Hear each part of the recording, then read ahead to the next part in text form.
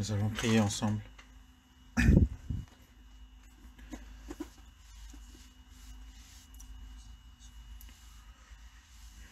Dieu notre Père, qui est saint et miséricordieux et qui nous aime.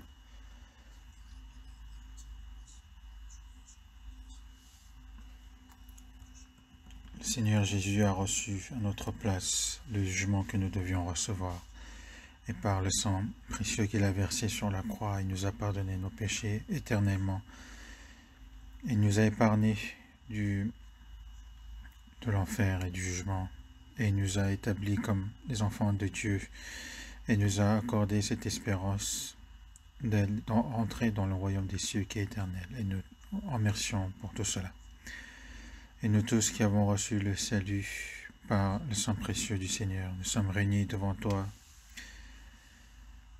Et tu nous as permis de se réunir et de communier ensemble. Nous ne pouvons malheureusement nous réunir tous ensemble ici, mais nous écoutons chacun avec la famille. Mais soyez tous avec eux.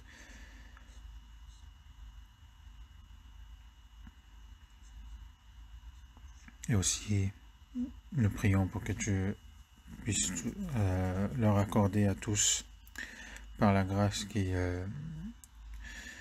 leur faut. Et nous croyons aussi en ce que tu veilles et tu protèges toutes nos églises, que ce soit dans notre pays aussi ou dans les pays étrangers. Et pour qu'ils puissent aussi recevoir le guide du Saint-Esprit pour annoncer ton évangile. Et nous savons cela et nous te remercions. Et protège aussi tous les frères et sœurs, charnellement et spirituellement. Et s'il y a des personnes qui sont dans la faiblesse de santé, accorde-leur la guérison. Et aide-les pour qu'ils puissent mener une vie qu'ils peuvent consacrer à toi, Seigneur. Et tiens-nous aussi par ta main, miséricordieux, pour qu'aucun de nous ne se perde. Et aussi à cette heure-ci, à travers la parole que tu veux nous montrer aujourd'hui, nous prions aussi avec tout notre cœur pour que tu nous enseignes ce qu'il nous faut.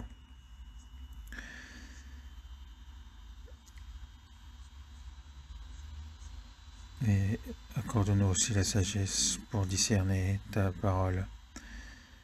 Et aussi, accorde-nous aussi plus de force et de puissance pour bien surmonter dans notre vie de foi. Et nous avons prié au nom du Seigneur Jésus. Amen. 예, 찬양대에서 준비하신 찬송해 주시겠습니다.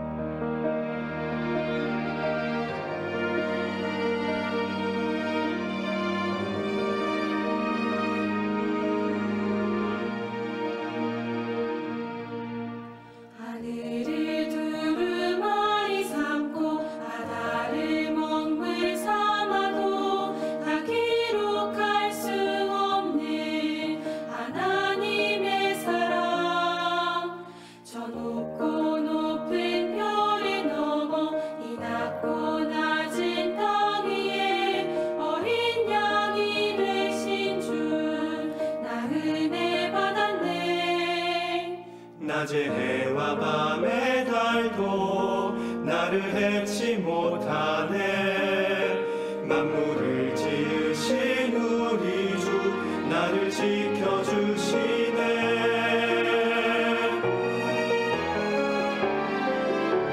하늘을 두루마리 삼고 바다를 먹물 삼아도 다 기록할 수 없는 하나님의 사랑. 저 높고 높은 별을 넘어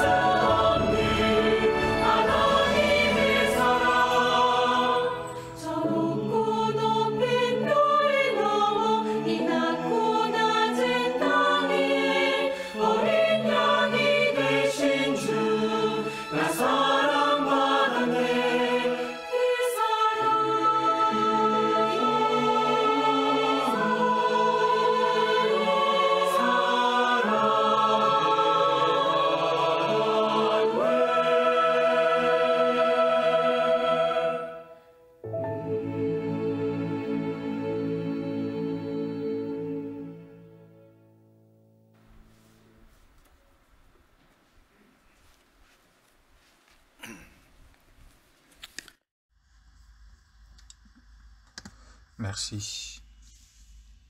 Même la chorale maintenant c'est en ligne.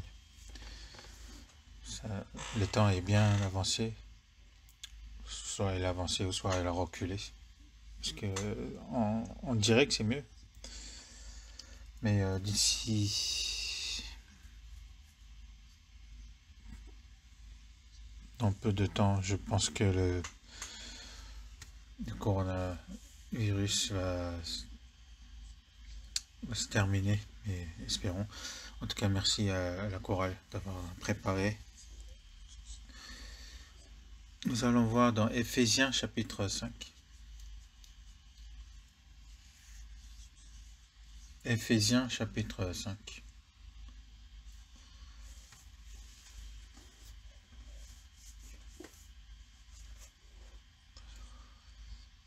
Éphésiens chapitre 5, verset 18.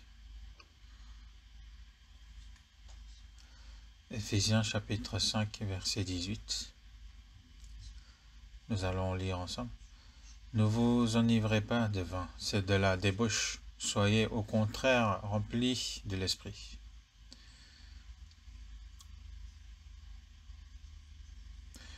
La semaine dernière,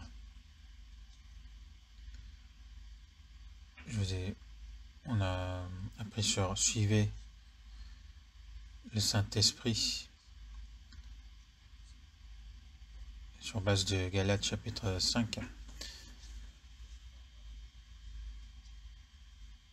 Donc nous sommes chrétiens, nous sommes devenus enfants de Dieu, nous avons obtenu la vie éternelle, nous sommes sauvés. Et durant notre vie sur cette terre, de dire je suis chrétien, ça signifie je suis sauvé, je suis une personne qui a obtenu la vie éternelle, je suis enfant, personne de Dieu, un homme où le Christ vit en lui.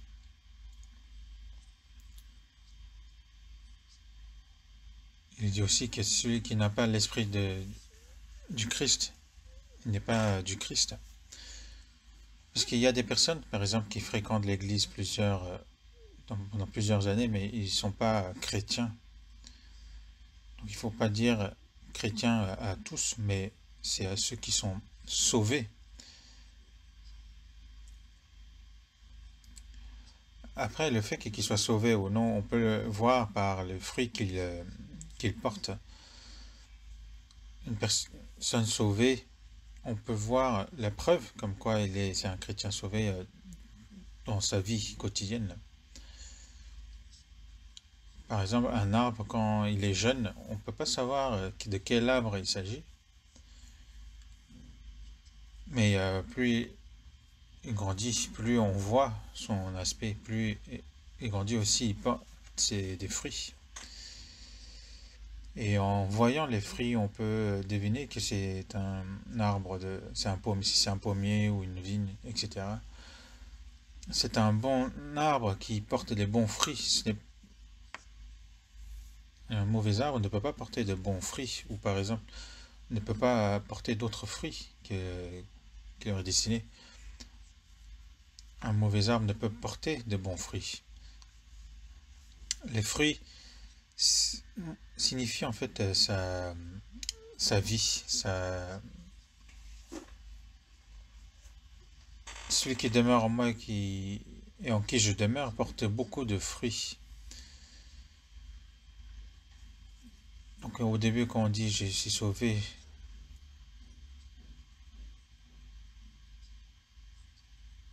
en fait on peut voir par la suite avec le temps si la personne est vraiment sauvée ou non, en voyant justement sa vie.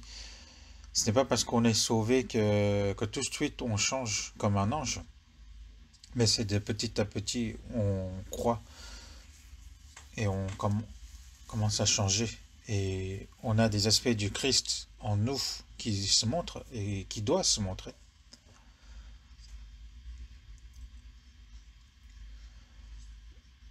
Donc, d'être sauvé, de devenir un chrétien, c'est une vérité vraiment très surprenante. Ce n'est pas quelque chose de banal.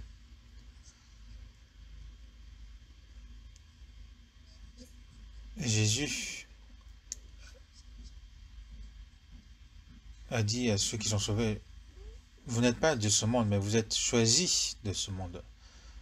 Nous sommes de ce monde, mais nous ne sommes pas de ce monde. Avant d'être sauvés, comme il est dit que le monde entier est sous la puissance du malin, donc nous étions sous la puissance du Satan. Mais maintenant nous sommes retournés dans les bras du Dieu, de la mort à la vie. Donc maintenant nous sommes choisis du monde. Malgré le fait que nous vivons dans ce monde, nous ne sommes pas de ce monde.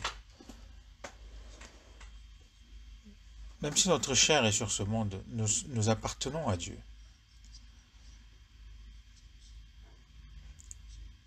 Le temps que nous vivons sur cette terre, ce n'est qu'un moment, quelle que soit la durée de vie qui nous reste.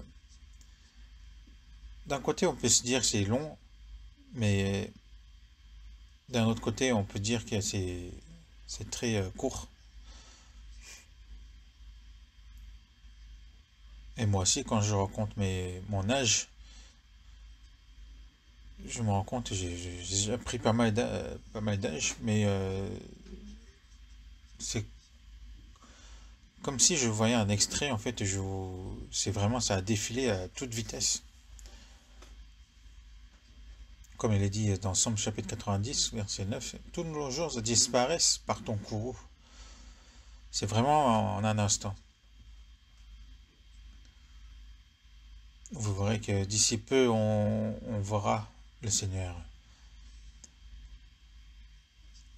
Et on le verra, et aussi on entrera dans le royaume qui nous est réservé. Rien qu'en pensant, on est submergé par l'émotion. Mais en tout cas, le fait que nous sommes sauvés, nous sommes devenus chrétiens, il ne faut pas le prendre à la légère. Après, il y a beaucoup de religieux dans ce monde, ceux qui disent bouddhistes, musulmans, etc. Il y a plusieurs religions et ils font beaucoup d'efforts dans leur religion. Mais aussi parmi les chrétiens, mais ceux qui n'ont pas sauvés, en fait, on peut dire juste des religieux. Mais c'est en étant sauvé qu'on devient enfant de Dieu et on reçoit en héritage le royaume des cieux. Et on devient le peuple du royaume de Dieu. Le fait que nous sommes sauvés, c'est vraiment quelque chose d'incroyable. Il ne faut pas le prendre vraiment à la légère. Si on ne pense pas vraiment, si on ne réfléchit pas du tout à cela, vous verrez que votre vie de foi ne va pas être claire. Votre vie de foi serait floue. Parce que parfois, il a l'air d'impression de bien mener sa vie de foi et à un autre moment, il est un peu flou. C'est pas bien. Il faut montrer la bonne couleur. Il faut être clair. Donc notre vie de foi, on ne le suit plus de ce monde, mais on suit le Saint-Esprit. Et comme il est dit dans Romains chapitre 8, verset 14, car tous ceux qui sont conduits par l'Esprit de Dieu sont fils de Dieu.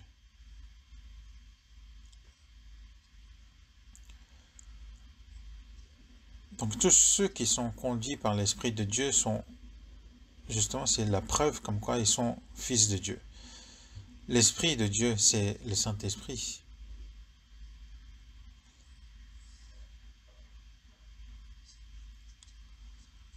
Donc suivre le Saint-Esprit, c'est la vie du chrétien. Si vous ne suivez pas le Saint-Esprit, ça veut dire que vous suivez votre chair. Pour un chrétien, est-ce que je suis en train de vivre une vie en suivant le Saint-Esprit ou est-ce que je suis en train de suivre ma chair? Parfois, il m'arrive de suivre l'Esprit ou parfois, il m'arrive de suivre la chair, mais ça ne me fait rien. Alors que je vais de là, je vais de ce côté-là, je vais de ce côté-là. Mais ce n'est pas... Mais il ne faut pas agir ainsi. Il ne faut pas commettre un chauve-souris qui a l'air d'être d'un oiseau, mais d'un autre côté un rongeur. Il n'est pas clair.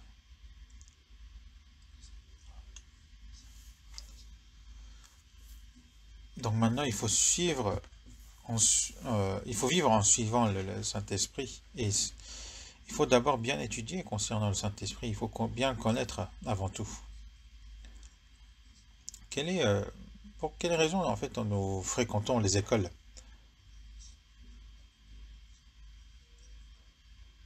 Certains disent, mais il suffit que je vis bien, je travaille bien et je gagne de l'argent. Pourquoi je dois aller à l'école?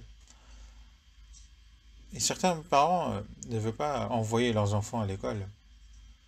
Ils se disent, moi j'ai gagné pas mal d'argent, j'ai juste à léguer mes biens à mon enfant, donc je les envoie pas à l'école. Pourquoi, à quoi ça sert? Qu'en pensez-vous de cela? Est-ce que l'école c'est pour apprendre comment gagner de l'argent? Donc si vous possédez beaucoup d'argent, vos enfants n'ont pas besoin d'aller à l'école. Quel est le but de l'éducation? Vous le connaissez, c'est pour les grands bénéfices de l'humanité, pour que l'homme devienne un homme, pour le développement de la personnalité. Donc,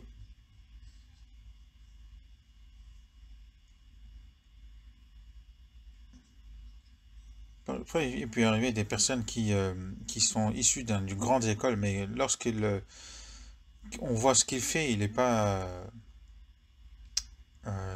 c'est pas du tout une bonne personne. Mais est-ce que cela veut dire qu'il n'a pas fréquenté de l'école ou est-ce qu'il est bête? Non, c'est que c'est son,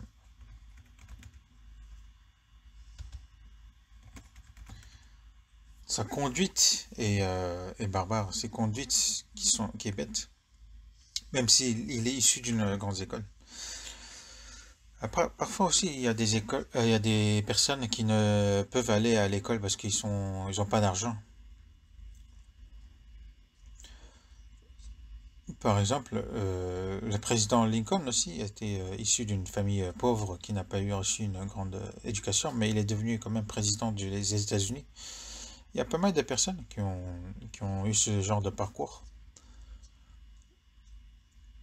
Et aussi, l'évangé- l'évangéli- l'évangéliste le plus connu des États-Unis, c'était le D.L. Moody. Il était issu d'une famille vraiment très pauvre. Donc, étant petit, il travaillait chez les autres personnes pour gagner un peu du pain. Parce que j'ai lu un livre sur lui et c'était vraiment impressionnant. Donc, il a bien travaillé. Et après son salut, il est devenu l'un des plus connus des évangélistes. Mais il a su que par rapport à la connaissance du monde, ce n'était pas du tout suffisant. Du coup, il avait construit une petite maison dans sa ville natale et il a étudié dans sa maison. Même s'il n'a pas fréquenté l'école et s'il étudiait ainsi, il serait été quand même éduqué. Mais après, c'est vrai que en fréquentant l'école, on reçoit de l'éducation sur le développement de la personnalité, aussi de l'éducation, et aussi en étant dans la communauté, on reçoit des enseignements dans la communauté. Parce que seul, on ne peut pas recevoir de vrais enseignements. Donc l'éducation de ce monde, c'est pour rendre l'homme comme un homme. Donc s'il vit comme un homme, donc sa vie le suit.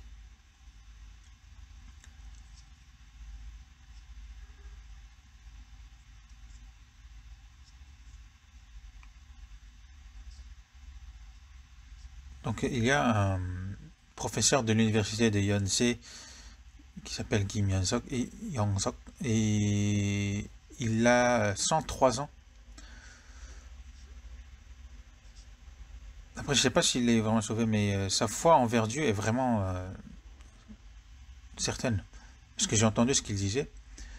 lorsqu'il était petit, il était atteint d'une maladie mortelle et disait que il avait pris à ce moment-là que si, en demandant à Dieu s'il le guérissait, il allait vivre vraiment pour le Seigneur le reste de sa vie. Et il disait qu'il était guéri et il n'avait jamais oublié cela. Et moi aussi, j'avais eu ce genre de cas, mais j'ai fait l'expérience de Dieu qui m'aide, et aussi fait l'expérience que mon corps ne m'appartient vraiment à moi, mais au Seigneur. Et il disait que ce corps-là, on ne doit pas l'utiliser juste pour gagner de l'argent, mais il y a un objectif précis pour l'existence. Et il disait que si je vis pour l'objectif, mon vrai objectif, l'argent suivra. Et sa détermination était vraiment très grande. Donc, ce que je veux dire, pour un chrétien sauvé, si son objectif est clair, Dieu l'aidera.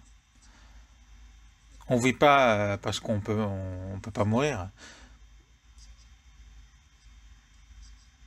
Ou encore, on ne vit pas pour obtenir des choses de ce monde.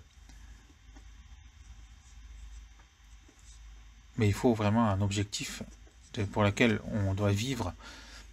Et si on vit pour cet objectif, Dieu nous aidera.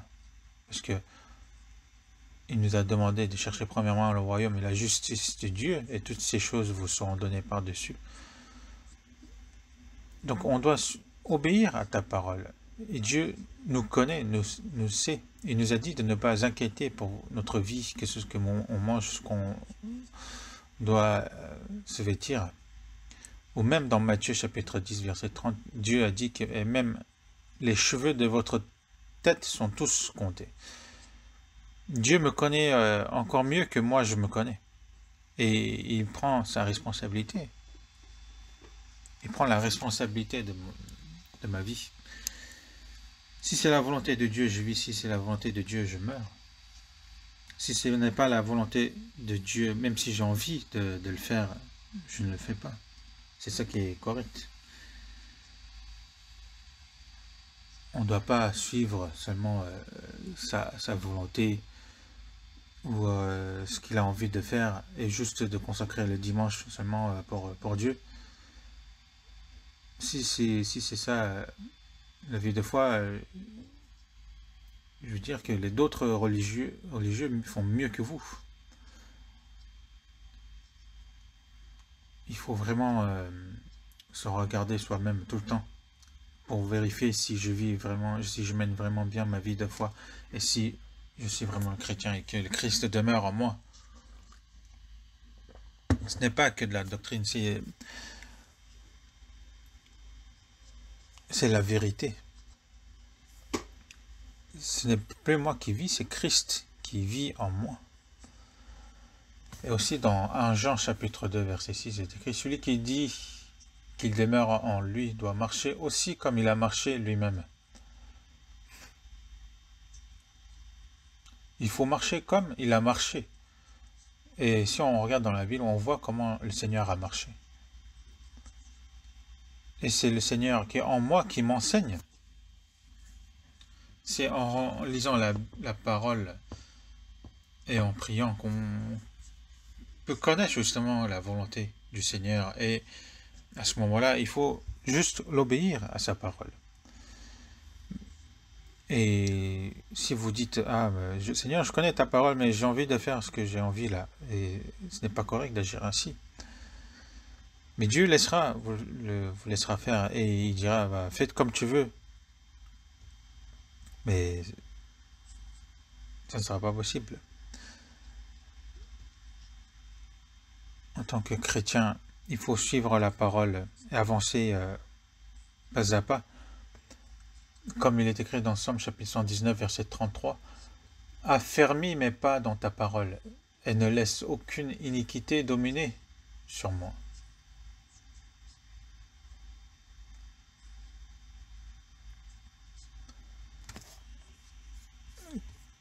et que mes pas,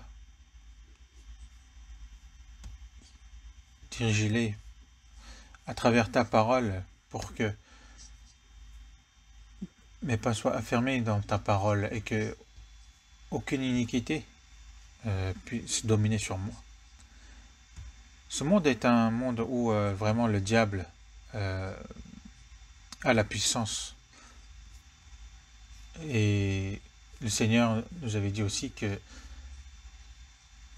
voici, je vous envoie comme des brebis au milieu des loups. Donc il envoie ces brebis au milieu des prédateurs. Comment il serait son cœur? Il nous protège. Lorsque David dirigeait son troupeau d'agneaux, il les protégeait même contre des ours, contre des lions. Il n'y a pas seulement Samson qui a battu contre un lion, mais même David, même quand il était jeune, lorsqu'il était berger, il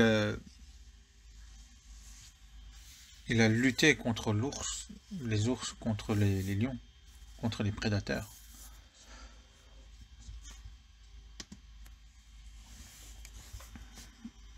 Et on l'a vu justement, David, quand il est allé à la lutte contre Goliath.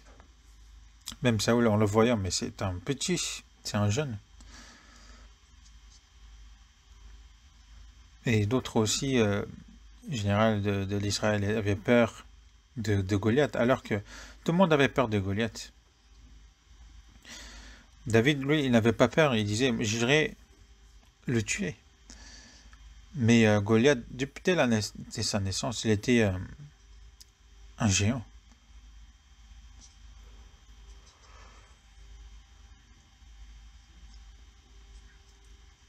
Il était comme une bête féroce qui faisait peur vraiment à tous. Mais même face à ce Goliath, il disait il voulait combattre contre lui. Et il disait que quand je dirigeais justement le troupeau de mon père, même les bêtes féroces comme le lion ou l'ours, voulaient piller le brebis et je combattais contre eux. Donc David, ce qu'il a fait, il n'a pas regardé Goliath, mais il a regardé Dieu qui était avec lui. Il était sûr que pour Dieu, ce n'est rien de combattre contre lui. Et après la suite, vous le savez, il a lancé une pierre et cette pierre a frappé en plein front du Goliath et ils ont gagné. Et David était l'image même du Christ. Et Jésus est celui qui a détruit la tête du diable.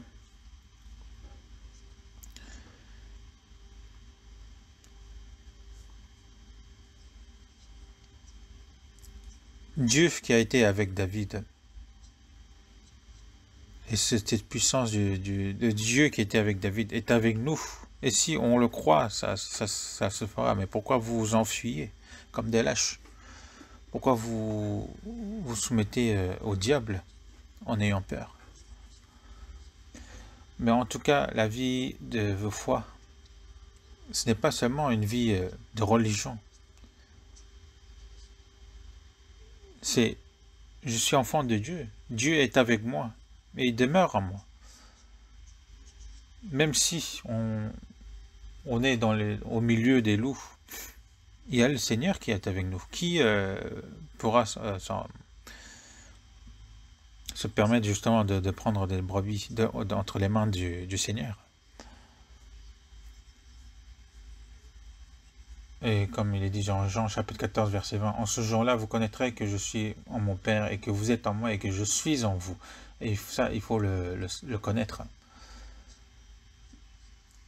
Et ce Seigneur est en moi, en Saint-Esprit. Et maintenant, ce Saint-Esprit me protège, me guide et m'enseigne aussi la parole du Seigneur quand il faut. Et il me montre la voie à suivre. Donc il y a ce...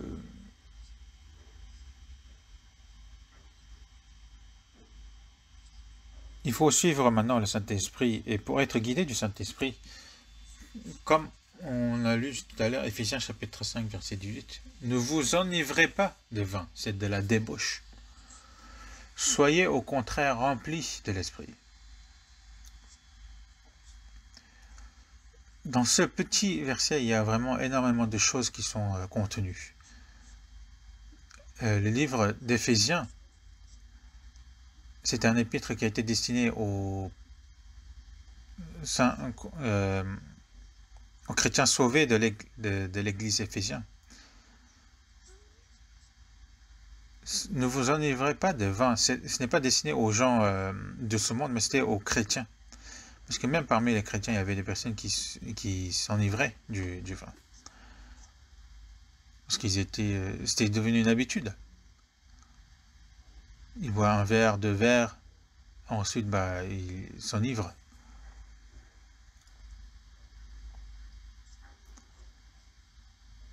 Après, les alcooliques, ils disent que c'est pour être enivré qu'ils boivent de l'alcool. Mais ne vous enivrez pas de vin, c'est de la débauche.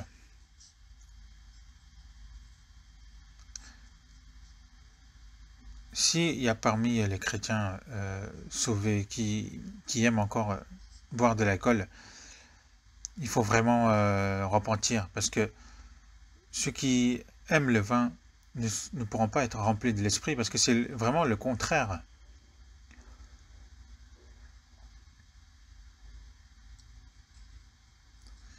C'est de la débauche. Qu'est-ce que cela signifie? C'est qu'il n'y a pas d'ordre en ce qu'il dit, en ce qu'il fait. Il fait comme il veut. Et dans Éphésiens chapitre 4, verset 19, il est écrit « Ayant perdu tout sentiment, ils se sont livrés à la dissolution pour commettre toute espèce d'impureté jointe à la cupidité. » Donc, on parle ici des personnes qui ne sont pas sauvées. Ceux qui ne sont pas sauvés, ils sont perdus tout sentiment, même s'ils commettent des péchés, mais maintenant, ils ne ressentent plus rien.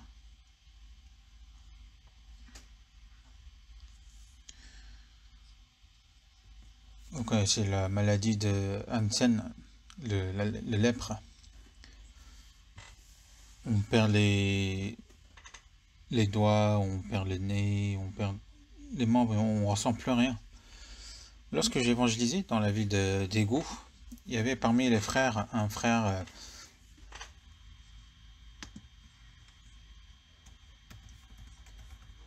qui travaillait dans les centres de santé publique. Donc il allait dans les villes pour voir s'il y avait des personnes qui étaient atteintes de la lèpre, mais qui ne le savaient pas. Donc il ne traînait pas juste pour attraper les criminels, mais il traînait justement pour trouver les personnes qui sont malades. Parce que ces personnes, en fait, quand ils voient, ils savent s'ils sont atteints du lèpre ou pas, parce qu'on voit, ils peuvent voir dans le visage, etc. Donc ils vont dans les marchés, par exemple, et ils voient une personne qui est un peu bizarre, et ils disent, est-ce que vous avez un temps pour discuter? Et ils parlent, pourquoi votre œil il est comme ça? Et vous savez depuis quand il est comme ça? Et donc il dit, non, je sais pas depuis quand, je sais pas pourquoi. Donc il le pince ou il le pointe avec des aiguilles, mais il ne ressent plus rien. Il dit, je ressens pas de douleur. Ils disent maintenant, venez dans un centre médical. Parce que je pense que vous êtes atteint d'une maladie de Hansen. Ils sont vraiment surpris.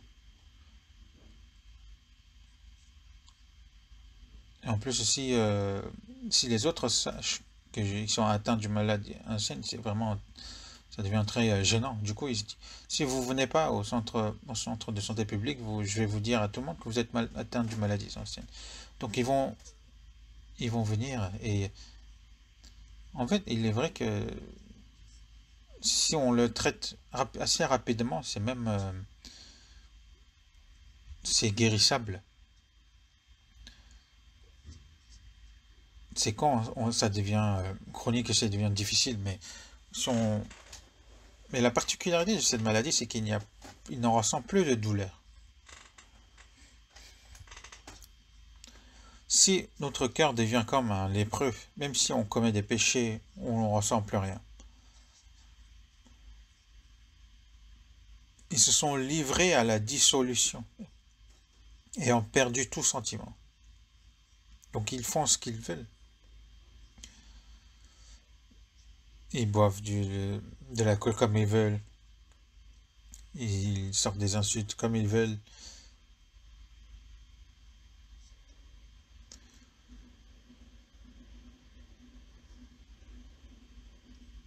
Même ils fréquentent enfin, des choses de ce monde qui est vraiment dans le désordre. Donc il vit comme il veut. Il se livre à la dissolution. Pour commettre toute espèce d'impureté jointe à la cupidité. Donc ils suivent leur cupidité, ils font ce qu'ils veulent. Et même, il faut ce qu'il faut savoir, même parmi les chrétiens sauvés, on peut être livré à la dissolution. De s'enivrer de vin ou de l'alcool, c'est de se livrer à la dissolution. On voit aussi dans le proverbe, pour ceux qui s'attardent auprès du vin, l'homme boit de l'alcool, mais l'alcool qui va, après, c'est l'alcool qui va boire de l'homme.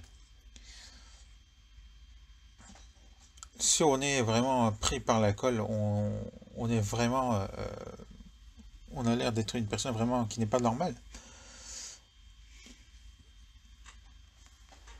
Et il peut, sous l'emprise de l'alcool, il peut très bien faire des choses qu'il n'avait pas le courage de faire ou qu'il peut dire des choses qu'il n'avait pas le courage de dire. Ou même de conduire sous l'emprise de l'alcool et de tuer d'autres personnes, ou même de se tuer soi-même. Si on est pris par l'alcool, c'est l'alcool qui prend l'homme par-dessus. Et une personne qui aime l'alcool se fera détruire par l'alcool. Non seulement pas de son foie ou de sa vie, mais ça sera de sa vie entière et sa famille.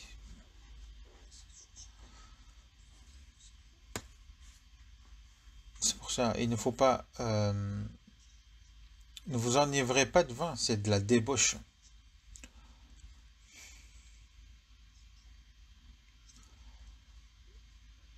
Donc pour les chrétiens, il ne faut pas s'enivrer de vin. Donc maintenant, on a parlé de s'enivrer du vin. Vous savez que quand vous êtes enivré, vous n'êtes pas dans un état normal.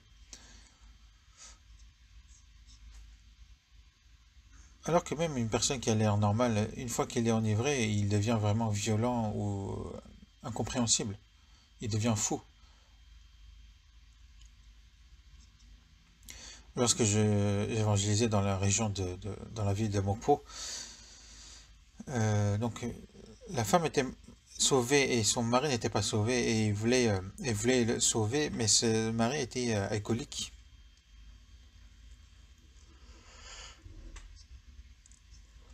En fait, ce que j'ai entendu, c'est que pendant la guerre de Corée, il avait tué beaucoup d'hommes, mais il disait que quand il buvait de l'alcool, bah, il voyait toutes ces personnes qu'il avait tuées devant lui. Et il devenait fou.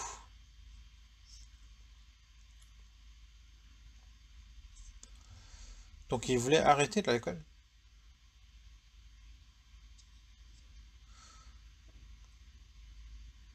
Et il a même allé dans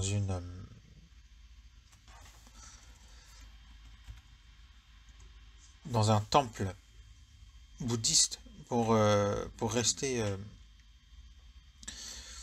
quelques mois sans boire de l'alcool. Mais une fois qu'il est réussi, il est ressorti de là, pour célébrer ça, il a bu un verre et c'est devenu une catastrophe. En tout cas, il n'arrivait pas à s'en sortir de là. Il était vraiment accro à l'alcool.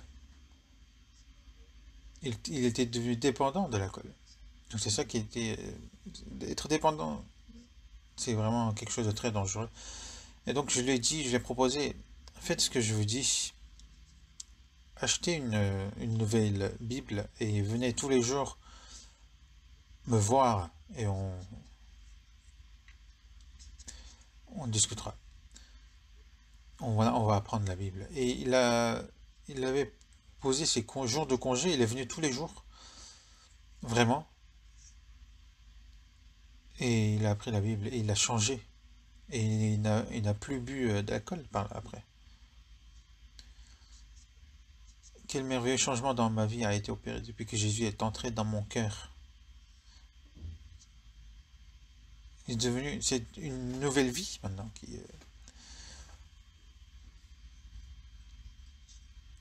Il y a des personnes qui boivent de l'alcool, mais pas, qui ne s'enivrent pas, mais c'est le commencement de la débauche. Donc il ne faut pas.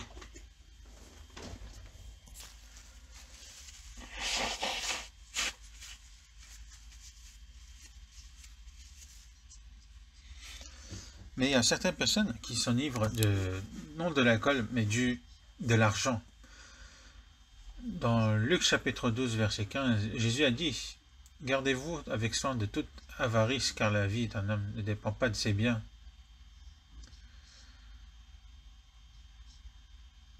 Gardez-vous avec soin de toute avarice. Il y a beaucoup de personnes qui sont qui ne pensent qu'à l'argent.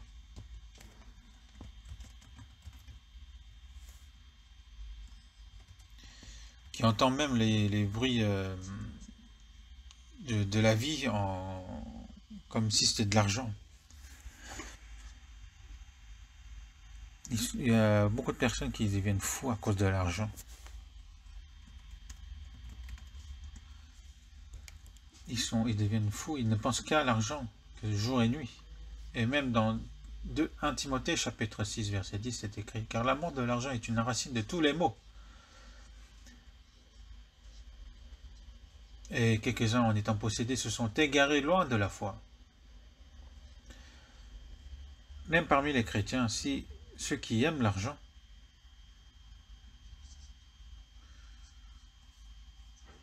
comme il est dit dans Hébreux chapitre 13, verset 5, ne vous livrez pas à l'amour de l'argent, contentez-vous de ce que vous avez, car Dieu même dit, je ne te délaisserai point et je ne t'abandonnerai point. Alors que le Seigneur nous a dit qu'il ne nous abandonnerait point, pourquoi on doit aimer, pourquoi on aime l'argent? Alors que si je vis selon la parole de Dieu, si quoi qu'il me donne, que je sois riche ou pauvre, il me suffit de vivre selon sa volonté.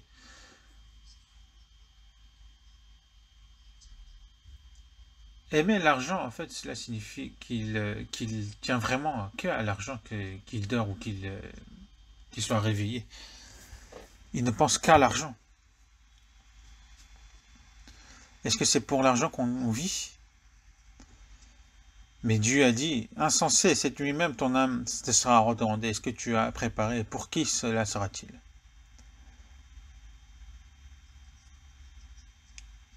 Même parmi les chrétiens, il y en a qui sont vraiment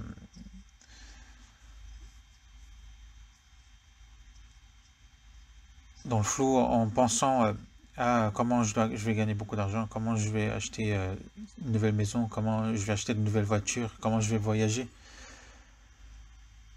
Pour ces personnes, ils n'ont pas besoin du paradis alors. De vivre ce monde, cela leur suffit. Mais Dieu nous a accordé les afflictions dans ce monde. Si toutefois nous souffrons avec lui afin d'être glorifiés avec lui, quelles que soient les afflictions, c'est pour être glorifiés avec le Seigneur par la suite. Nous sommes, en tant que chrétiens, nous sommes dans la joie parce que nous avons cette espérance. Ce n'est pas parce que nous possédons les choses de ce monde.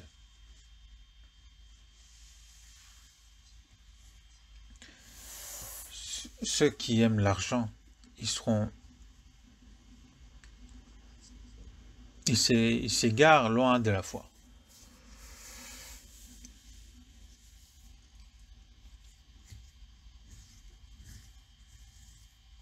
Ils se sont jetés eux-mêmes dans bien des tourments. Si parmi les chrétiens, il y en a qui tombent vraiment dans l'argent comme ça, Dieu ne laissera pas tranquille. J'ai vu, par exemple, certains qui gagnaient beaucoup d'argent, qui ont gagné beaucoup d'argent, mais peu de temps après, ils ont vraiment tout perdu.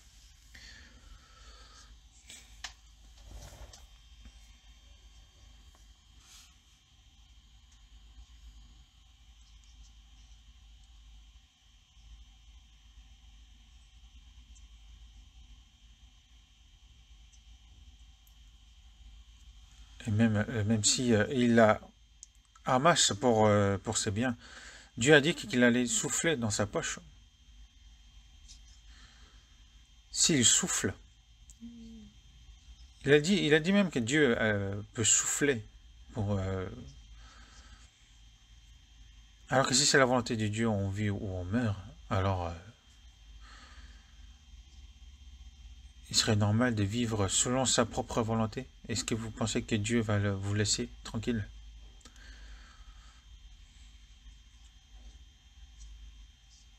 Mais nous sommes déjà entre les mains de Dieu. Nous n'avons pas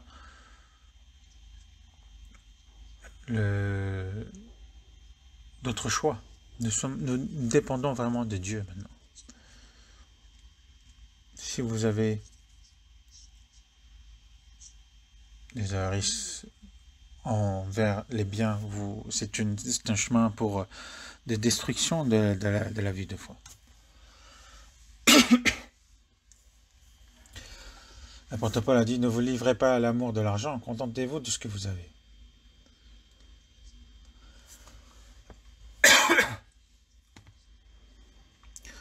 Si nous possédons, dans ce cas, nous devons vivre aussi pour le Seigneur. Si nous ne possédons rien, nous devons quand même vivre le Seigneur. Pour voir quel est son objectif de la vie de foi. Pour vérifier son objectif de la foi, c'est facile. Donnez-lui de l'argent. Et on verra par la suite. Par exemple, imaginons qu'une personne qui a gagné au loto genre 10 millions, il va se dire, est-ce que c'est un rêve? 10 millions, même si on enlève les impôts, c'est quand même une grande somme. Maintenant, sa vie est... Maintenant, c'est une nouvelle vie. Mais en tant que chrétien, comment on va faire maintenant? Bon, je vais peut-être acheter une belle maison. Je vais acheter aussi des maisons pour mes enfants. Même de nouvelles voitures.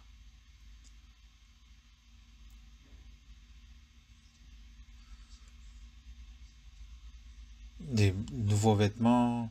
Des nouveaux appareils.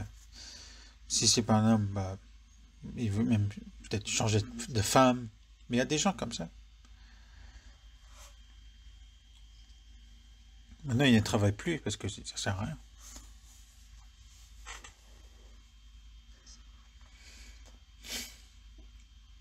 Mais c'est vrai que si on a de l'argent en un seul coup, mais comme il est dit dans le proverbe, celui qui obtient l'argent facilement, cet argent va s'envoler. C'est vraiment 10 sur 10 que ce genre de personnes périssent après. Mais en tant que chrétien, comment on doit faire? Imaginez que Dieu, c'est Dieu qui nous a donné. C'est Dieu qui nous donne la richesse, c'est Dieu qui nous donne la pauvreté. Donc c'est Dieu qui nous a donné. Donc il faut bien calculer. Maintenant, est-ce qu'il faut l'utiliser pour soi-même? Il faut laisser le minimum pour soi-même. Et le reste, il faut le donner à Dieu. David, il a donné tout ce qu'il avait à Dieu. Et dans un chronique, on voit que David, il a donné tout ce qu'il avait ramassé durant sa vie à Dieu. Et c'est avec ça, justement, Salomon a construit le temple. Et David a prié. Qui suis-je et qui est mon peuple pour qu'on puisse te donner toutes ces choses? Tout vient de toi et on a juste donné. On t'a juste rendu tout ce que t'appartenait.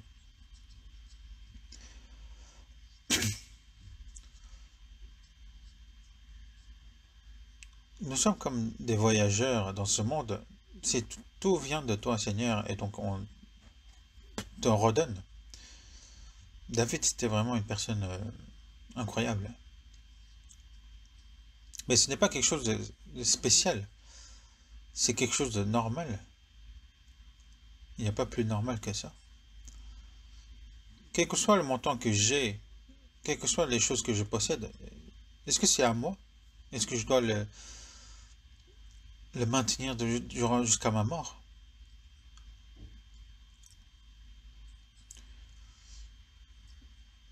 Ben, il y a certains qui sont riches, certains qui sont pauvres, mais qu'ils soient pauvres ou qu'ils soient riches, nous entretenons ce qui est de Dieu. Nous sommes des serviteurs. Un serviteur, bah, il garde juste les biens de son maître, mais ce n'est pas à lui. Que mes biens, ma famille ou ma santé ou mes dons, c'est Dieu qui me les a donnés, donc il faut les utiliser pour le Seigneur. Priez maintenant pour savoir quelle serait la meilleure méthode. Les Américains, durant leur vie, en fait, pendant qu'ils sont vivants, ils font beaucoup de dons aux églises. Et en fait, quand ils donnent aux églises, ils disent qu'il n'y a pas de taxe, parce que c'est un don.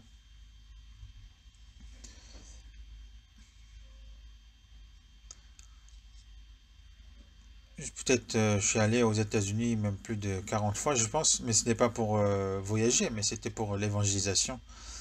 Avant, j'y allais au moins 2 fois par an, mais là, à cause du coronavirus, je peux pas y aller, mais même maintenant, on me demande quand est-ce que je viendrai. Mais en tout cas,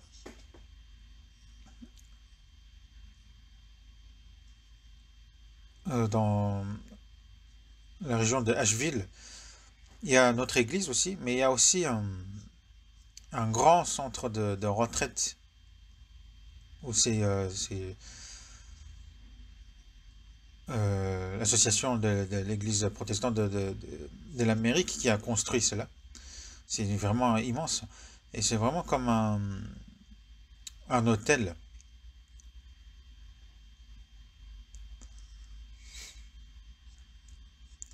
Et on a organisé plusieurs fois la retraite là-bas. Après, le coût est vraiment cher parce qu'il faut... parce que c'est comme un hôtel, on nous donne la nourriture et on entretient les chambres et tout. Mais en fait, c'est pas ce que je veux dire. C'est que à chaque fois qu'on y va, ils construisent encore. Ils font de nouvelles constructions. Et j'avais demandé d'où vient l'argent pour faire de nouvelles constructions comme ça. Ils disent qu'ils reçoivent des dons. Il faut voir qu'en Amérique, aux États-Unis, il y a beaucoup d'églises. Et je pense aussi que en Amérique, l'endroit où il y a plus de chrétiens, même de sauvés, à mon avis. Il y a même des personnes, lorsqu'ils meurent, ils donnent tout ce qu'ils possèdent aux églises. Ou certaines personnes, lorsqu'ils sont en vie, ils font les dons.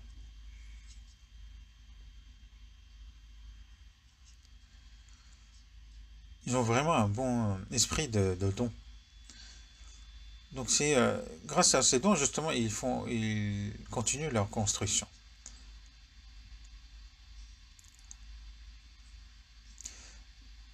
Et avant qu'on ait construit notre centre de retraite, j'avais vraiment eu envie qu'on ait ce genre d'endroit aussi, mais on l'a construit nous aussi.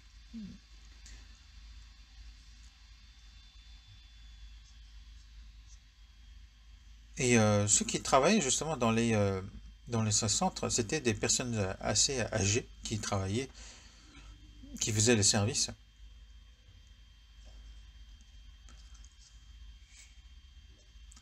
Mais en fait, j'ai entendu que ce sont des personnes qui faisaient du volontariat.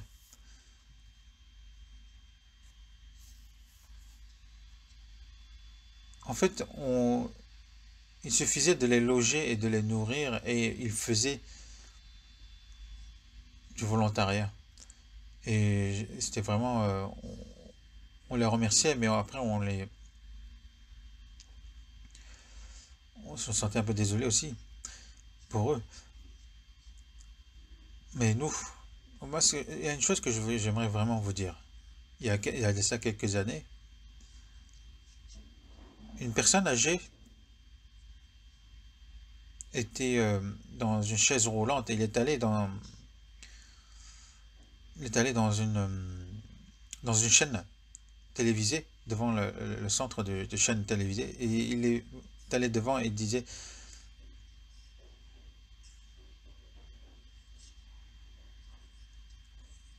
qu'il voulait faire de dons de plusieurs millions qu'il possédait pour les enfants pauvres, pour qu'ils puissent être utilisés pour les enfants pauvres. Et il avait deux enfants et il leur avait donné deux petites maisons à chacun, une petite maison à chacun et il ne donnait plus rien. Et on lui a demandé pourquoi il faisait cela et il disait que c'est mon père aussi, il le faisait ainsi. Il me disait que le bien que tu possèdes, n'utilise pas pour tes enfants, utilise pour les pauvres de ce monde. Il y en a beaucoup. Et il disait que c'était le testament de son père. Et pour accomplir le testament de son père, il voulait faire le don de tous ses biens. C'est une personne qui ne connaissait pas Dieu. S'il connaissait Dieu, il l'aurait fait autrement.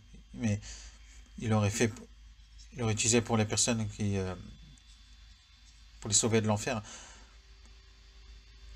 Même pour écouter le testament de son père, il le faisait. Mais nous,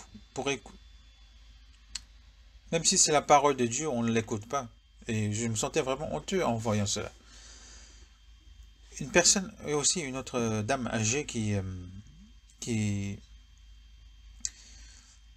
vendait de la nourriture pendant plusieurs années et elle avait vraiment économisé alors pour elle n'utilisait même pas son argent et elle a donné à l'université de cette région. Et cette université avait construit une salle pour mémoriser, pour la mémoire de cette dame. Mais justement, cette dame, elle n'utilisait point pour elle. Et il y a beaucoup de personnes comme ça dans ce monde. Par exemple, vous connaissez aussi Jackie Chan, l'acteur hongkongais, qui est vraiment très connu. Son fils aussi est une star, je crois. Mais il disait que pour son fils, il ne donnerait rien à son fils, à son enfant. Il disait que tous les biens qu'il possède, qu'il le donnerait pour la société. Et il avait même déclaré ça publiquement. Même parmi ceux qui sont non-croyants, il y a des personnes comme ça.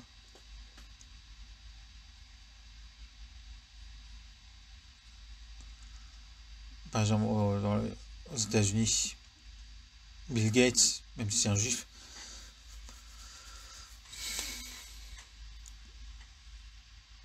et il paraît qu'il aime beaucoup donner dans la société, alors qu'il est vraiment extrêmement riche.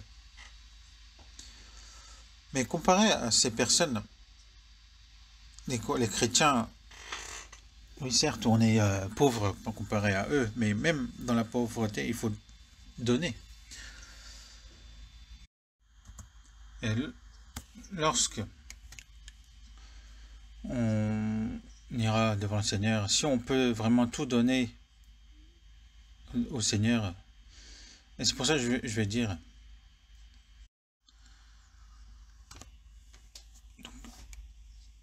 avant de mourir,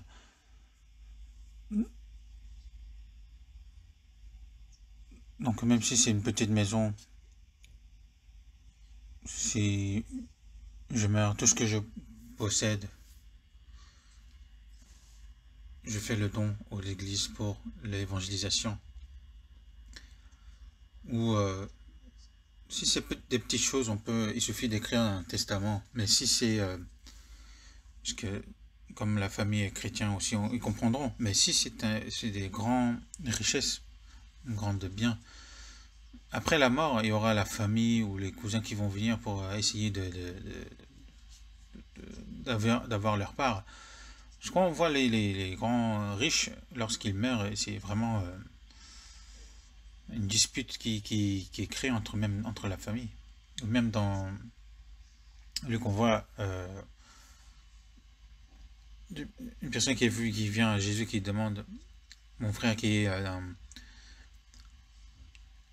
cupide, en fait, à cause de ses biens, donc il vient justement demander de l'aide, mais à cause de la richesse, on ne peut pas laisser les enfants se disputer, par exemple.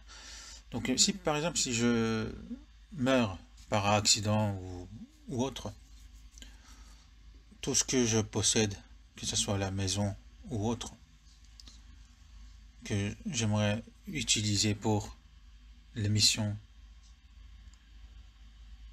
de l'évangélisation. Si vous écrivez ce testament, si vous le faites attester légalement, dans ce cas, personne ne pourra le toucher. Et j'aimerais que vous puissiez le faire ainsi. Parce que si vous avez un accident alors que vous n'avez pas fait ce genre de choses, vous verrez que vos familles, bon, vraiment, ça va créer des disputes. Il faut faire lorsque vous êtes en vie. Si c'est mieux, en fait, de donner tout ce que vous pouvez lorsque vous êtes encore en vie. Mais je sais pas pourquoi je parle de ça, mais c'est pas ce que je voulais dire aujourd'hui. Mais après, c'est quelque chose que je voulais en parler. Parce que si on a si on vit avec ce genre de cœur, Dieu serait vraiment content. Bon, en tout cas,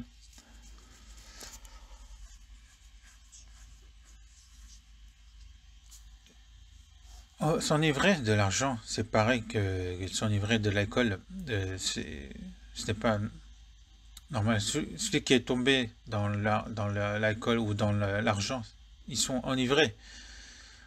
Judas l'Iscario, à cause de cette cupidité justement de l'argent, il a vendu le Seigneur. Il a vendu le Seigneur pour 30 cycles d'argent. Le 30 cycles d'argent, c'était le prix d'un esclave à l'époque. Mais il a vendu son sauveur. Mais il n'a pas vendu seulement le Seigneur, il a vendu son âme. Mais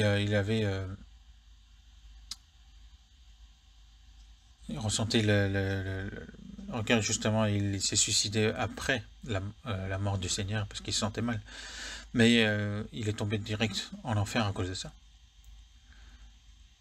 En tout cas, il a vendu le Seigneur, mais il a vendu son âme. Mais il y a aussi ceux qui sont enivrés aussi de sexe opposé. Ceux qui sont enivrés dans le sexe opposé, ils sont vraiment pas normaux. Ceux qui sont fous dans le sexe opposé, ils abandonnent leurs femmes, leurs enfants. Il y a même parmi les chrétiens sauvés, il y a des gens comme ça. Après, on ne sait pas s'ils est vraiment sauvés ou non. On le saura une fois qu'on sera devant le royaume des cieux. Mais il abandonne sa famille, il abandonne ses parents, il abandonne l'église, il abandonne Dieu parce qu'il est devenu fou d'une femme. Ou devenu fou fou d'un homme. Ils sont devenus fous. Ils sont pas normaux.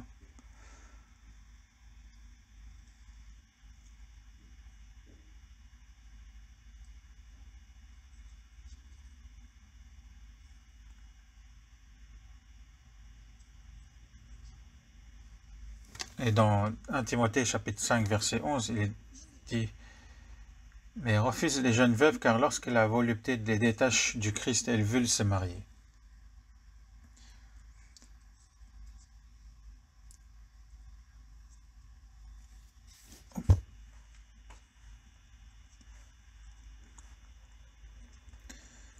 Mais si un chrétien sauvé se marie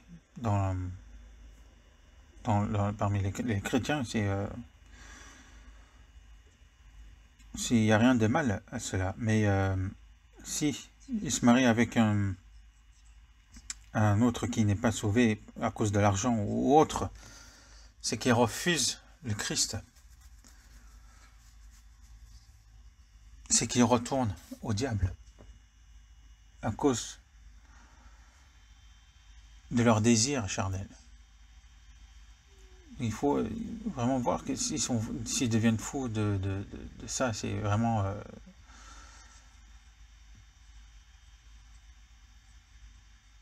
Et aussi dans Hébreux, chapitre 13, verset 4, il dit: car Dieu jugera les impudiques et les adultères. Ceux qui ne sont pas sauvés, ils iront en enfer, mais ceux qui... Même parmi les chrétiens sauvés, s'ils créent s'ils sont impudiques ou qui commettent des adultères, Dieu jugera. Il les jugera de sa manière. Et aussi ceux qui sont fous de politique.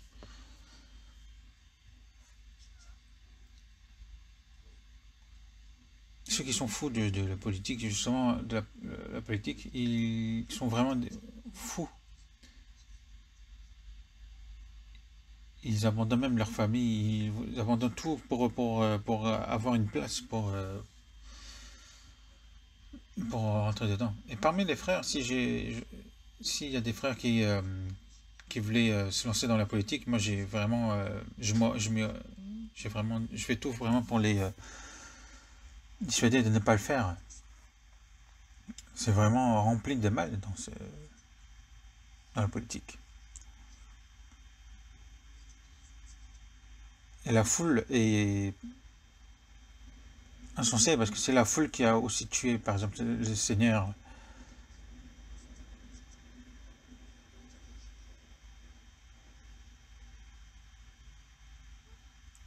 Les politiques sont tous pareils. Donc en tant que chrétien, vous ne devez jamais vous initier dans ce milieu. Parce qu'il y a ce désir de l'honneur. Ce désir de l'honneur a l'air si délicieux. Même parmi les disciples du Seigneur aussi, ils voulaient avoir une place. Mais après le salut, il n'y a pas ce genre d'envie. Mais pas même après le salut, il y a des personnes qui ont ce désir de puissance, de honneur. Ils ne renient pas justement aux méthodes. Ils font vraiment tout leur possible pour accomplir leurs désirs. Et ils sont vraiment fous. Ils ne sont pas normaux.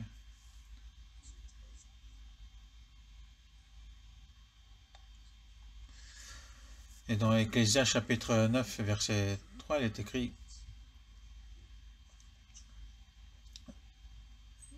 l'homme est plein de méchanceté et la folie dans leur cœur pendant leur vie, après quoi ils vont chez les morts.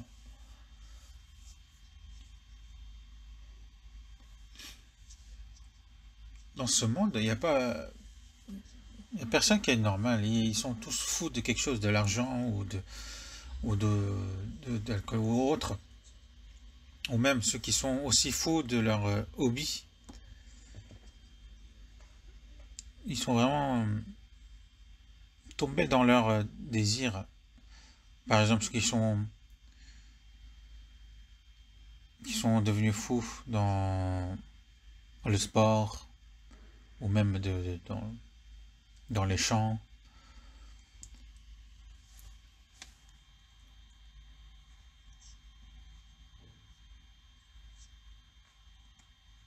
Ils deviennent vraiment fous de quelque chose.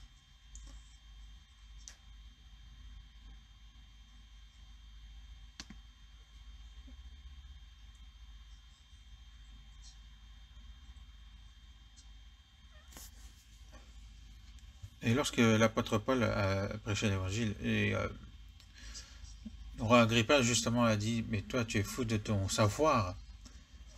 Parce que l'apôtre Paul était vraiment avait une grande connaissance.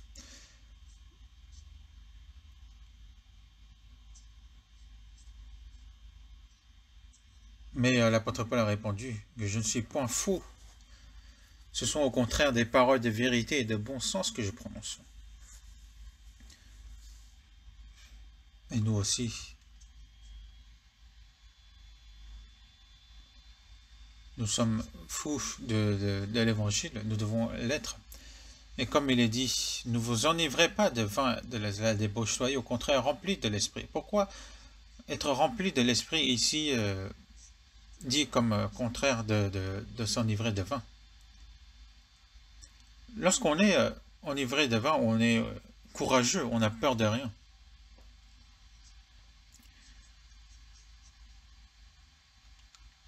Et lorsque les apôtres, les disciples prêchaient l'évangile en étant remplis de l'esprit, les gens disaient qu'ils étaient devenus fous, ils sont enivrés. Mais l'apôtre Pierre a répondu que est-ce que on est en plein matin, est-ce que vous avez vu des gens qui s'enivrent dès le matin? Mais donc, comme il prêchait l'évangile sans peur, avec courage, il se disait que mais ils sont enivrés. Mais ils étaient enivrés, mais remplis de l'esprit. Lorsqu'on est rempli d'esprit, on prend courage, on n'a peur de rien.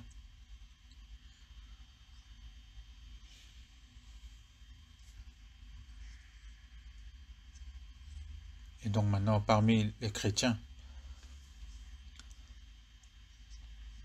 aux yeux de Dieu, il doit y avoir deux sortes de chrétiens. On va aller voir dans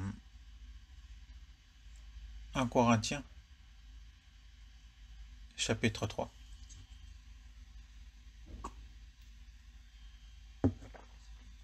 1 Corinthiens, chapitre 3, versets 1 à 3.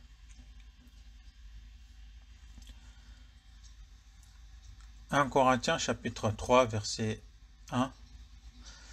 Pour moi, frères, ce n'est pas comme à des hommes spirituels que j'ai pu vous parler, mais comme à des hommes charnels, comme à des enfants en Christ. Je vous ai donné du lait, non de la nourriture solide, car vous ne pouviez pas la supporter et vous ne le pouvez pas même à présent, parce que vous êtes encore charnels. En effet, puisqu'il y a parmi vous de la jalousie et des disputes, n'êtes-vous pas charnels et ne marchez-vous pas selon l'homme? L'église de Corinthiens, c'était des personnes qui étaient sauvées. Mais l'apôtre Paul a dit, ce n'est pas comme à des hommes spirituels que j'ai pu vous parler, mais comme à des hommes charnels, comme à des enfants en Christ.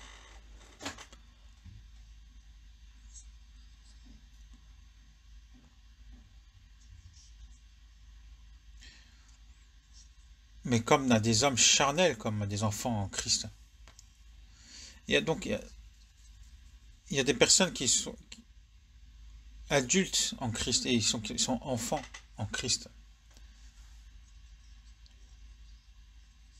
Mais les saints de l'église de Corinthiens, ça faisait longtemps qu'ils étaient sauvés. Ils connaissaient bien aussi la parole. Ils parlaient bien, ils parlaient même en langue.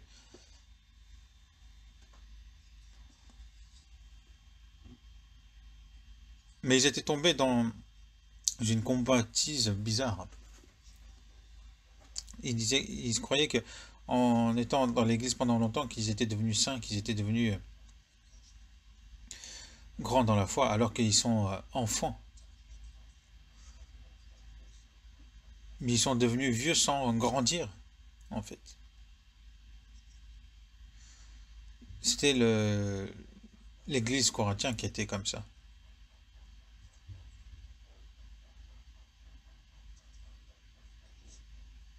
Et c'était encore des enfants.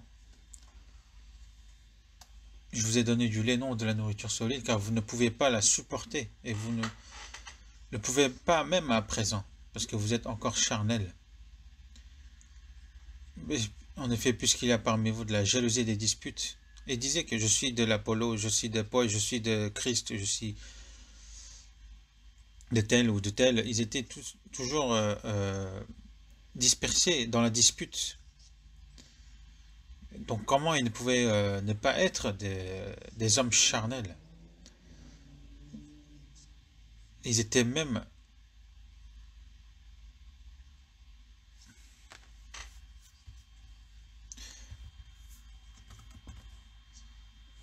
euh, orgueilleux au point de juger l'apôtre Paul.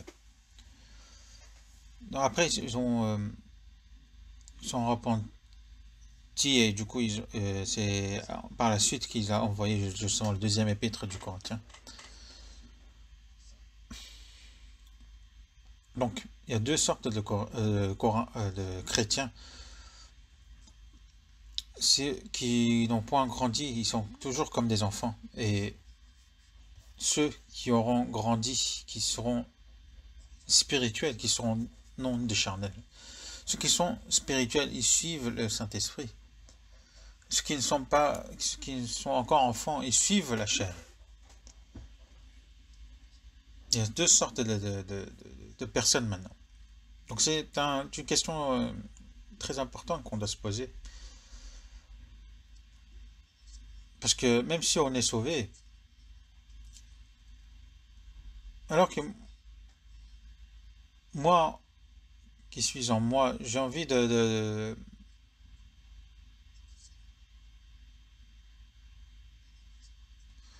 moi, à l'intérieur qui veut faire rendre la joie à Dieu, et moi, à l'extérieur qui est descendant justement du désir charnel qui descend de Adam. Donc c'est les deux qui se disputent, comme il est écrit dans Galates chapitre 5, verset 7, car la chair a des désirs contraires à ceux de l'esprit, et l'esprit en a de contraires à ceux de la chair. Donc ils sont opposés entre eux. Donc après le salut, on a deux personnalités, parce que on a aussi l'envie de vivre pour le Seigneur, et aussi une envie contraire. Lorsqu'on essaie de suivre le Saint-Esprit, la chair veut suivre son propre désir, sa propre volonté.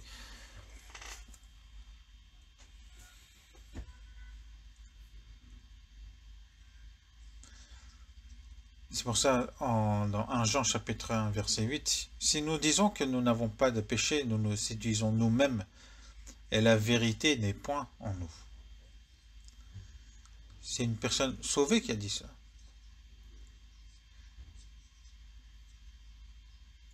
Certains chrétiens sauvés disent, maintenant j'ai le Saint-Esprit en moi, maintenant je suis saint, je ne commets plus de péché. Si je commets des péchés, ce n'est point moi qui pêche. Mais quoi? Il dit n'importe quoi.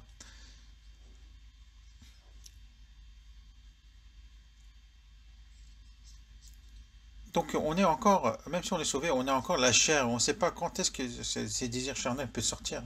C'est pour ça l'apôtre Paul disait que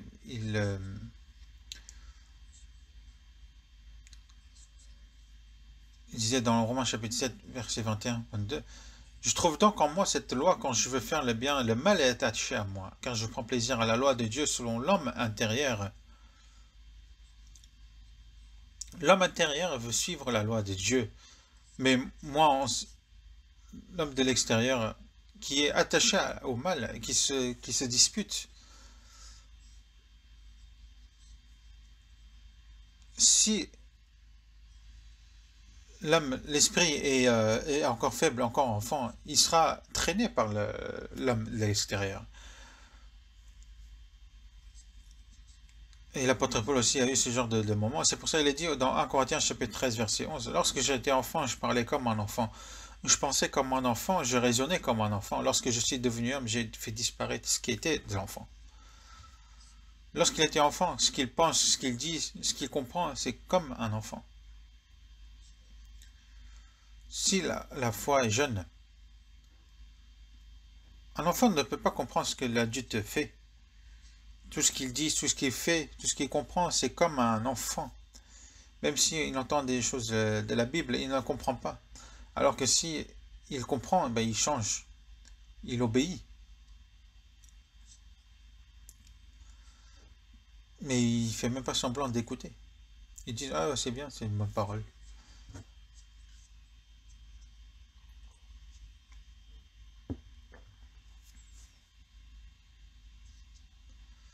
Mais s'il agit ainsi, c'est qu'il n'est pas normal.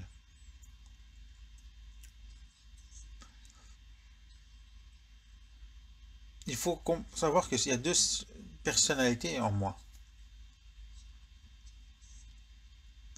Donc il est dit, celui qui ne pratique pas la parole, c'est qu'il trompe soi-même. Et Ananias et Saphira ont menti justement sur leur bien. Alors qu'ils n'ont pas tout donné. Ils ont dit qu'ils ont tout donné alors qu'ils auraient pu dire j'ai pas tout donné encore.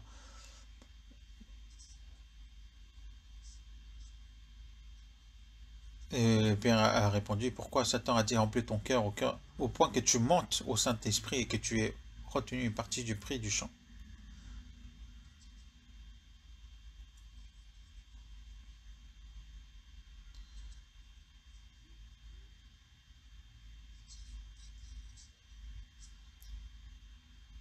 Et sa femme donc, n'avait pas... son mari était mort à cause parce que, par son mensonge. Et Pierre lui a demandé si c'est à tel prix que vous avez vendu le champ. Et elle répondit oui, c'est à ce prix-là. Mais elle a répondu justement comment vous êtes-vous accordé pour tenter l'esprit du Seigneur. Voici ceux qui ont enseveli ton mari sont à la porte et ils t'emporteront.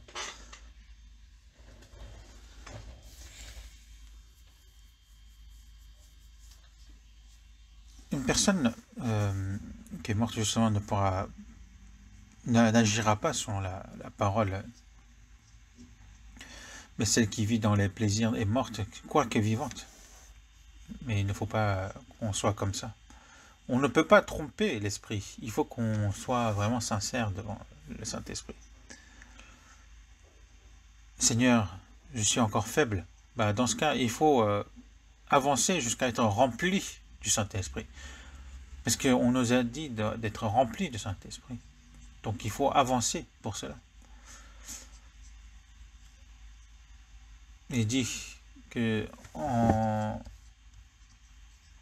lorsque je suis devenu homme, j'ai fait disparaître ce qui était de l'enfant. Jusqu'à quand je vais garder les choses de l'enfant?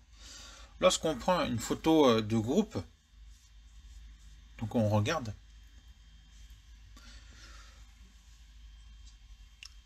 lorsque vous prenez une photo de groupe, lorsque vous regardez la photo, qui vous recherchez en premier? Bah, vous-même. Et lorsqu'on est bien apparu dans la photo, on dit bah, la photo elle est belle. Quel que soit l'état des autres, on se dit si moi je suis bien dans la photo, je dis ah la photo elle est belle.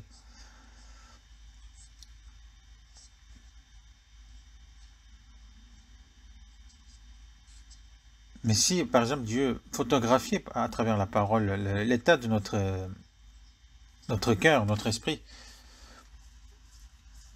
quel serait l'état de la photo aux yeux de Dieu? Peut-être, quel état ça serait Est-ce que ce serait l'état de forme d'adulte, de l'enfant ou encore de nouveau-né? Dans quel état Dieu nous voit?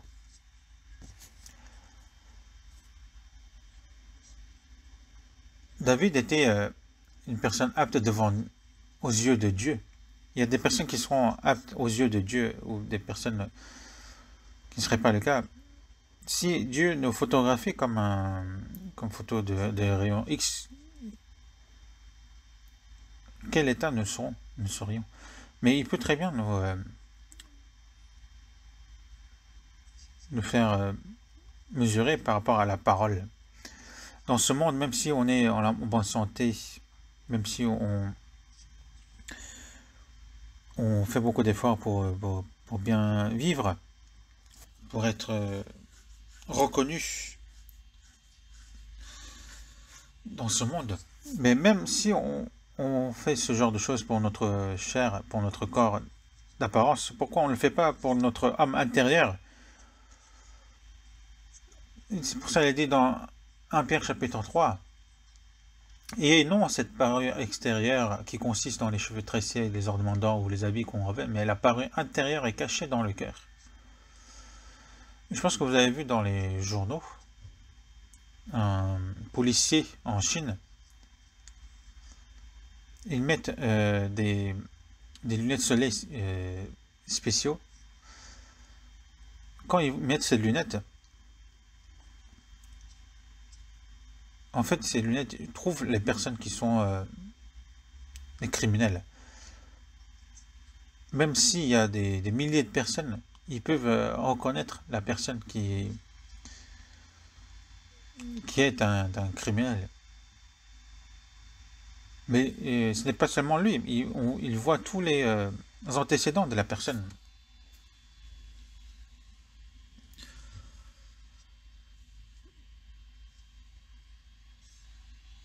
Et une personne en fait attendait un taxi, et un taxi est arrivé devant lui et il disait, vous attendiez un taxi, vous vouliez aller à tel endroit? Et il disait, mais comment vous savez tout ça? Et il disait, mais il y a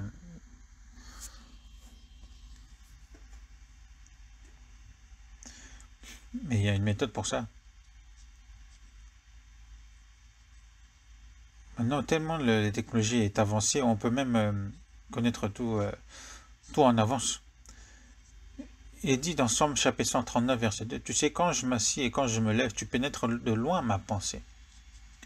Et aussi dans Jérémie chapitre 17, verset 10, moi l'Éternel, j'éprouve le cœur, le son de les reins, pour rendre à chacun selon ses voies, selon le fruit de ses œuvres. Dieu éprouve le cœur, il sonde les reins, il regarde à l'intérieur, au profond de nous-mêmes. Comment nous pouvons cacher les choses en Dieu? Maintenant, on doit penser dans quel état je suis devant Dieu. Est-ce que je suis de l'esprit ou est-ce que je suis des charnels? Est-ce que je suis un adulte en Christ ou encore un enfant en Christ? On va regarder le dernier verset, Hébreux chapitre 5.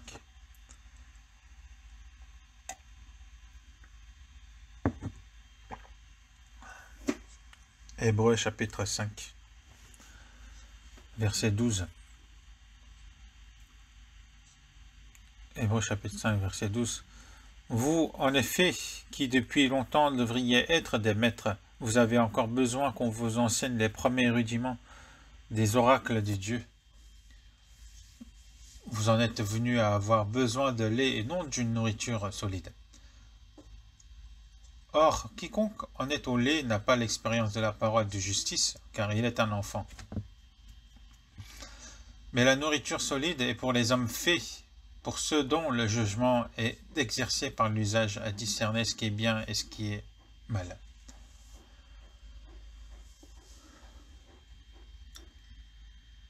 Ici aussi, c'est le même sens. vous en effet qui depuis longtemps, donc des personnes qui sont sauvées depuis longtemps, vous devriez être des maîtres, mais vous avez encore besoin, comme l'Église corinthienne, vous êtes encore besoin qu'on vous enseigne les premiers rudiments des oracles de Dieu, qui ne connaissent même pas encore les premiers rudiments, alors qu'on doit les apprendre petit à petit, dès le départ, les premiers rudiments. Et qu'il n'y avait point de l'étape de croissance. Ils sont devenus vieux sans les étapes d'enseignement. Et qu'ils sont tombés dans l'orgueil. Et qui sont venus à avoir besoin de lait et non d'une nourriture solide. Quiconque en est au lait n'a pas l'expérience de la parole de justice.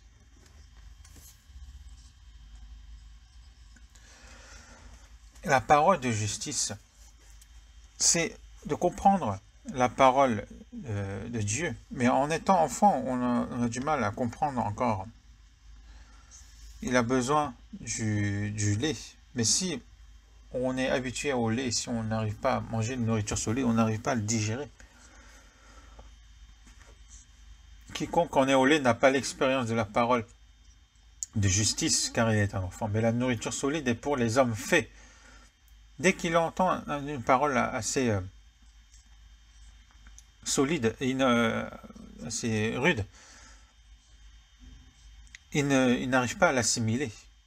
C'est pour ça, par exemple, dans les retraites d'hiver, on espère que c'est des personnes qui ont assez grandi, donc on donne des sermons, des paroles assez rudes. Mais ceux qui n'en sont pas sauvés, ils ne savent pas quoi faire de ces paroles. Ceux qui n'ont pas grandi aussi dans la foi, ils ne sont collés.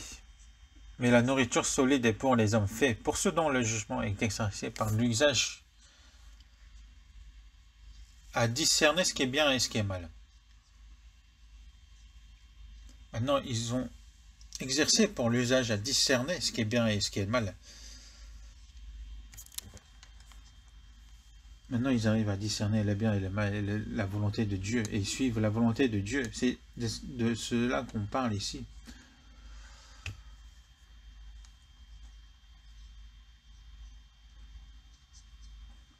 Ils sont exercés par cela. Lorsqu'on voit les enfants, lorsqu'ils essaient de marcher pour la première fois, ils tombent plusieurs fois. Ils se blessent parfois aussi. C'est en grandissant qu'ils sont exercés petit à petit. Dans notre vie de foi, c'est pareil. Il y a des afflictions qui nous sont réservées.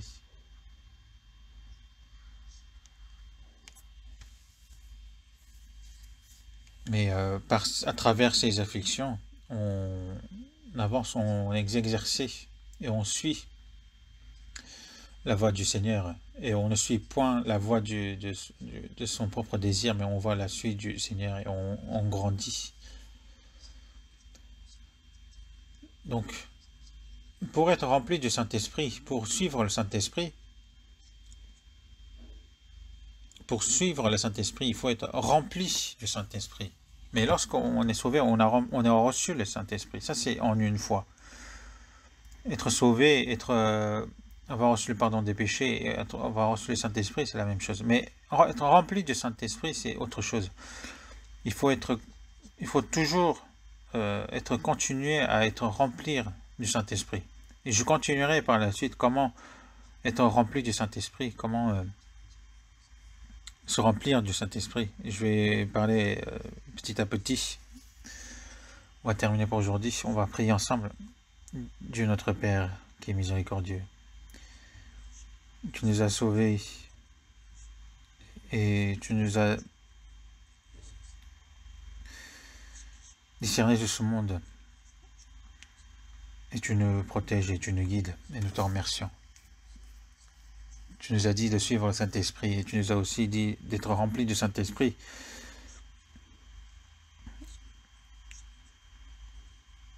Nous apprenons quelle est la vie de de suivre, d'être rempli du Saint-Esprit